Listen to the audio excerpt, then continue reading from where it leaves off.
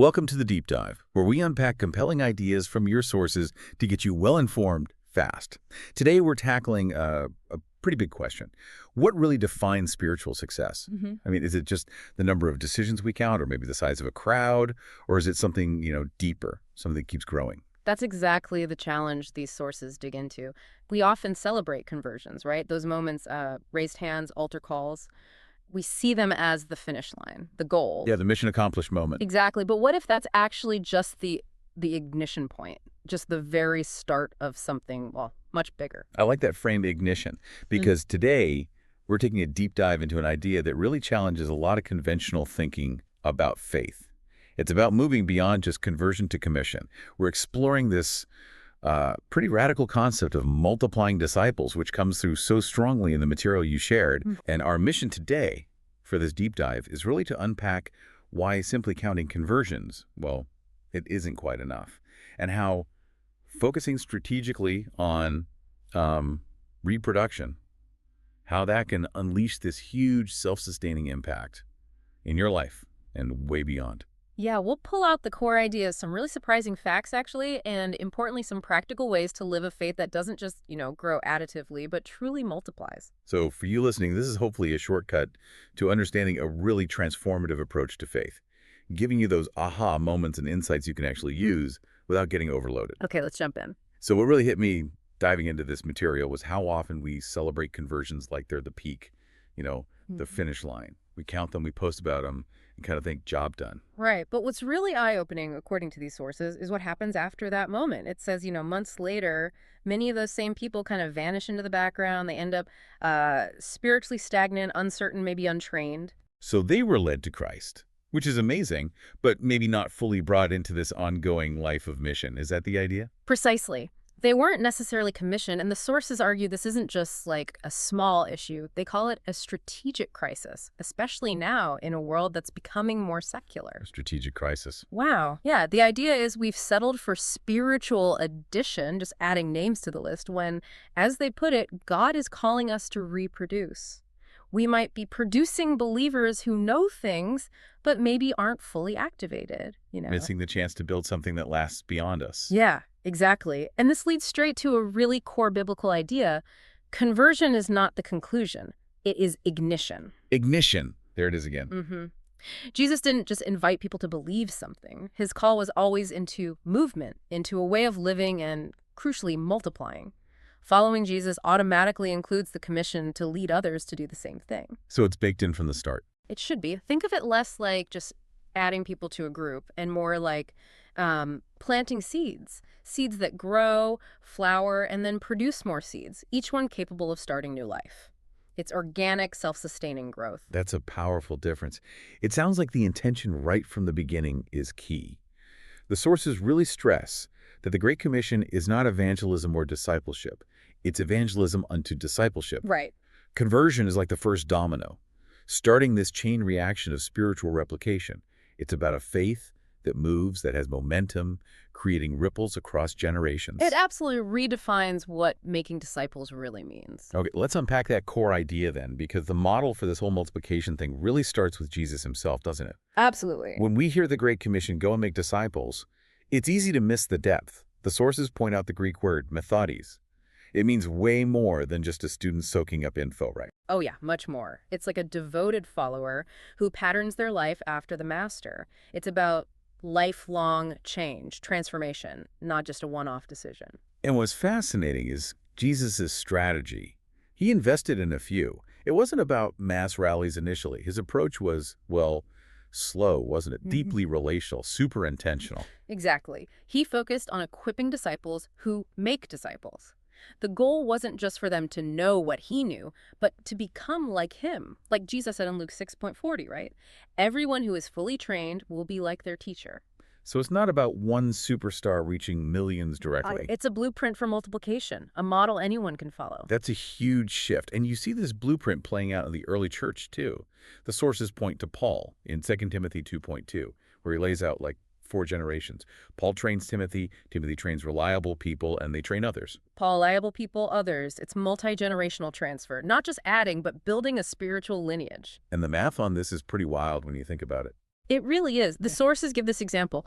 If one disciple makes just 2 disciples in a year, I mean, by year 10, that's over 1,000. Wow. And by year 20, you're talking over 1,000,000. It shows how you can reach millions, but it happens one at a time through this chain reaction. It's exponential, not just simple addition. That's the engine then. And what's really encouraging is that this kind of multiplication starts in these quiet, almost hidden moments. The sources say true discipleship isn't just a class. It's not only about content. It's life-driven. Right. It happens through modeling, mentoring, and multiplying in just everyday life. So it's not forged in like huge dramatic moments necessarily. Not primarily. It's shaped in the ordinary places, kitchens, boardrooms, classrooms, and conflict. That's where the real stuff happens, the deep formation. Okay, here's where it gets really interesting for me. Discipleship is made up of thousands of these micro decisions. Tiny little choices, but they add up. Can you give us a sense of what those look like day to day? Sure. I mean, think about it. It's choosing patience over pride when someone's annoying you. Or extending forgiveness when offended, even when you really don't feel like it. Oh, yeah. It's giving your time when it's inconvenient. Or maybe speaking truth in love when silence would be way easier. They're not flashy, but they're these consistent, small reflections of Christ. And these little micro decisions, when you repeat them over and over, they become macro transformations. They actually form Christ in us and show what's really going on inside the soil of our hearts.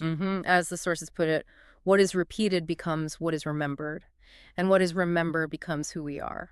That's powerful. Yeah. The fruit of the Spirit, it ripens daily, often imperceptibly, but always powerfully. It's that faithfulness today that builds the foundation for faith tomorrow. So connecting this to the big picture, the church in Antioch in Acts 11:13, the sources hold this up as a fantastic, real-life example of this multiplication model working. Yeah, it's an incredible story, a church literally born out of crisis right after Stephen's martyrdom. Talk about God turning chaos into kingdom expansion. And what was so revolutionary about Antioch? Well, for one thing, it was just ordinary, unnamed believers who started preaching the gospel to Greeks also. That was huge back then. Crossing these deep cultural, ethnic lines. For them, mission wasn't just a department, it was embedded in their identity. It flowed out of who they were, their relationships, not just, fancy speeches. It's just who they were. Okay. And this Antioch model, it had some key ingredients, Yeah. right? Things that made it work so well for multiplication. Definitely. First, there was empowered teaching. Barnabas sees what's happening, recognizes they need depth, and goes and gets Saul, soon to be Paul. They taught together for a full year. This wasn't just information download. It was deep, life-on-life formation. Forming people, not just informing them. Exactly. Then there was this incredible grace as atmosphere. Leaders like Barnabas, they looked for evidence of grace in people, not perfection. They celebrated growth, created room for people to mess up and keep going. That fosters real healthy development. Makes sense, like a safe place to grow. Totally. And their diverse unity was stunning. Multi-ethnic leaders, people from totally different backgrounds. It showed the gospel's power to actually bridge differences in a way that must have been radical then and honestly still is today. Yeah, absolutely. And their maturity wasn't just theoretical. It showed up in practical generosity. When famine hit Jerusalem, Antioch responded with sacrificial giving. Their faith had feet, Real action. And finally, maybe the most countercultural thing, they were all about releasing leaders. Yes. Antioch became the launchpad for Paul's missionary journeys. Think about it. They sent out 2 of their best, Paul and Barnabas. Sending wasn't just a program they ran occasionally. It was their identity. Wow. So their success was measured by who they sent, not who they kept. Precisely. The sources use this great image. Churches need to be greenhouses, not warehouses, designed not just to store people, but to grow them and send them out. Greenhouses, not warehouses. Yeah. I like that. Antioch really gives us a powerful picture of what this multiplication can look like in a community. It really does. Okay, so we've seen this amazing historical example. The big question then becomes, how do we bring those Antioch principles into our lives today? What does this mean for you listening right now, practically? Well, the core mindset shifts, doesn't it? It goes from primarily asking who can disciple me to also asking actively whom can I disciple. Right, taking initiative. Yeah. And it means inviting people into your actual life, not just handing them a book about your theology. Opening your home, sharing your routines, even your struggles. Being real. And being reproducible. Mhm. Living in a way others can actually imitate, not aiming for perfection, obviously, but intentional Christ-centered growth they can see and learn from. Exactly. And the sources offer some really helpful practical tools to make this everyday multiplication feel less daunting, more achievable for anyone. Okay, let's talk tools. What stood out? Well, one that's really powerful is the micro mission map. This isn't just another to-do list. It's like a way to see every normal interaction as a potential divine moment. Okay, how does it work? It helps you pinpoint your daily mission fields, your home, your workplace, your neighborhood coffee shop, whatever. Then you think about specific tiny micro steps you can take there. Maybe it's just serving someone or really listening or sharing a bit of your story, inviting someone for coffee or just affirming them. So it breaks evangelism down from this scary big thing into small, consistent actions. Exactly. Consistency over intensity. Imagine the impact if we all just did those little things day in, day out. Yeah, wow. Okay, what else? There's also the accountability and growth plan template. Again, not a rigid set of rules, but a flexible guide for intentional spiritual growth. It helps track core beliefs, disciplines like prayer or reading scripture, areas of obedience, and personal growth goals. So it keeps you moving forward intentionally. Right.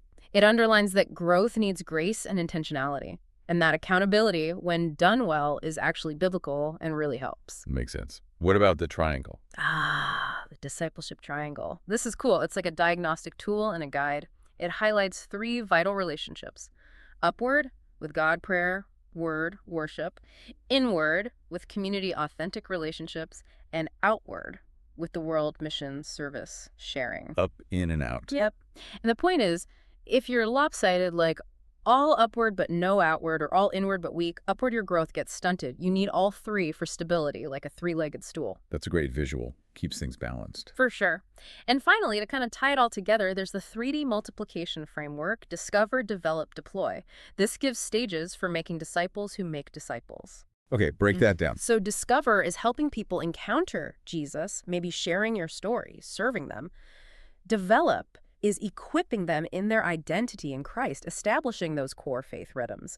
And deploy is releasing them, empowering them to go and make disciples themselves, keeping the chain going. Discover, develop, deploy.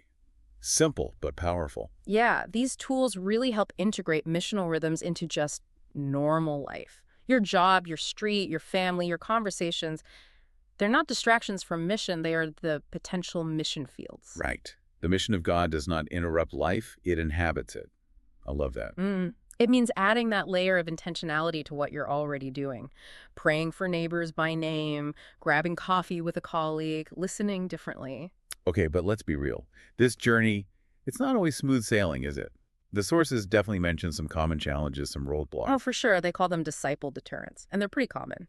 One big one is program dependency, where we swap out a real lifestyle of reproduction for just a 6-week course. Yeah, checking the box instead of living the life. Exactly, which often leads to people fizzling out. Another pitfall is an overemphasis on knowledge over obedience. Meaning, we can end up producing really smart believers, Bible literate, as the sources say, but who don't necessarily do what they know. The information doesn't translate into transformation. Got it. Head knowledge, but not heart change. Right. Then there are leadership bottlenecks. Leaders, often with good intentions, trying to control everything, micromanage, and that ends up stifling other people's growth and ability to lead. Holding on too tight instead of empowering. And related to that is relational drift. Focusing so much on the content, the curriculum, that we neglect the messy, vulnerable, authentic community part. Connections stay shallow. And that's where the real life change happens, isn't it? In those relationships. Absolutely.